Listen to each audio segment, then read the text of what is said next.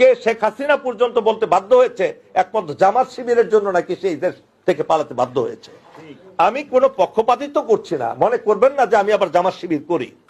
তারা সেই সময় এই দেশে নিষিদ্ধ ছিল। কেন নিষিদ্ধ করা হলো জাস্ট কয়েকদিন আগে, সেটাও আপনাদের বুঝতে হবে। আপনাদেরকে পক্ষপাতিত্ব করলে হবে না, যে যে ভালো কাজ করে তাকে আপনার সে স্বীকৃতি দেওয়ার মনোভাব থাকতে হবে। এই দেশের সেকুলাররা যারা সেই রাষ্ট্রযন্ত্রে বসে আছে তারা চায় না এই দেশে ইসলামিক শক্তিটা আবির্ভূত হোক, তারা চায় না। তারাও জুলাই সনদকে মনে মনে বাধা দিচ্ছে, আপনারা হয়তো সেটা বুঝতে পারছেন না। তো কি করতে পারেন?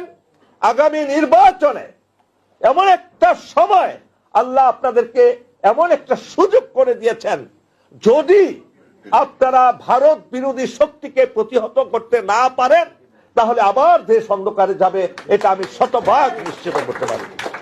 ভারত প্ল্যান এ হেরে গেছে, পরাজিত হয়েছে প্ল্যান এ, প্ল্যান বি তারা এখন গ্রহণ করেছে বি কে নিয়ে, প্ল্যান বি গ্রহণ করেছে বি কে নিয়ে। সুতরাং আমাদের বুঝতে হবে, আমাদের অনুভূতি